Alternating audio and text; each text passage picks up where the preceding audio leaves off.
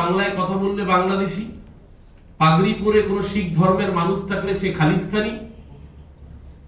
সামগ্রিকভাবে এই যে বিভাজনের রাজনীতি, এই যে ভেদাভেদের রাজনীতি, তার শিকার হলো গতকাল কলকাতা শহরের নেতাজি নগরের একজন তরুণ তরতাজা প্রাণ দেবাশিস সেনগুপ্ত, 37 বছর বয়স।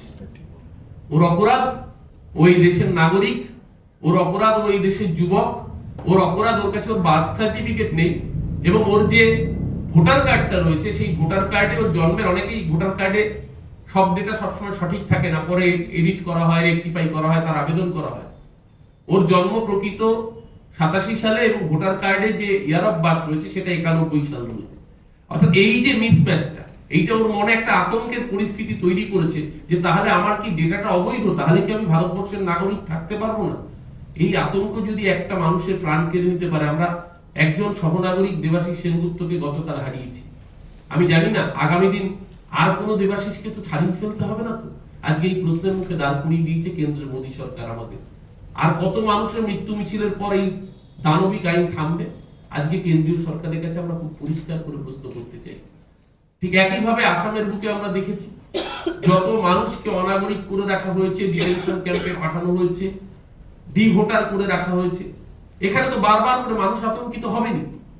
কখনো দেখা যাচ্ছে বনগার বুকে একটা সেকশন অফ মানুষের আধার কার্ড ক্যান্সেলেশনের মেসেজ চলে আসছে, কখনো বর্ধমানে চলে আসছে। তো সেই মানুষ তো খুব স্বাভাবিকভাবে আতঙ্কিত হবে। আর ইউআইডিআই এর অ্যাক্সেস, আধারের ডেটাবেসের অ্যাক্সেসটা একমাত্র কেন্দ্রীয় সরকারের কাছে আছে।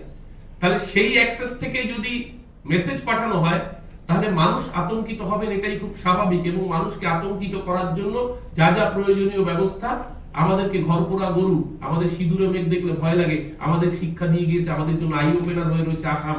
তাই খুব স্বাভাবিকভাবেই পশ্চিমবঙ্গের যে বাঙালি, তার অনেক বাঙালি ওপার বাংলা থেকে আসা উদ্বাস্তু, রিফিউজি এবং তাদের একটা বড় অংশ হিন্দু বাঙালি, মধ্যবিত্ত বাঙালি, আজকে সেই মানুষ আশঙ্কায় ভুগছেন, তার আইডেন্টিটি ক্রাইসিস, তার আত্মপরিচয়ের আশঙ্কায় ভুগছেন যে আগামী দিন আর কোনো দেবাশিসকে চলে যেতে হবে না তো। কত হাজার মরলে তবে মানবে তুমি শেষে, বড্ড বেশি মানুষ গেছে বানের জলে ভেসে। আর কত মানুষের মৃত্যু মিছিলের পর নরেন্দ্র মোদী আপনি ক্ষান্ত হবেন আমরা জানি না, কিন্তু দেশ অপেক্ষা করছে। যারা সিএ, এনআরসির মতো এই দানবিক আইন প্রয়োগ করতে চাইছেন, পরিষ্কার করে জেনে দেখুন আমাদের প্রিয় মুখ্যমন্ত্রী তিনি দর্থহীনভাবে বলে দিয়েছেন যতক্ষণ তার দেহে এক শেষ ফোঁটা রক্তবিন্দু থাকবে ততদিন এই রাজ্যের বুকে সিএ, এনআরসির মতো দানবিক আইন কার্যকর হবে না।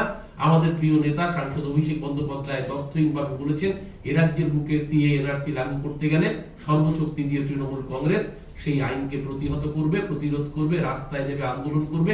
যেখানে যেখানে প্রয়োজন তৃণমূল কংগ্রেস তার সর্বশক্তি দিয়ে তার বিরুদ্ধে লড়াই করবে।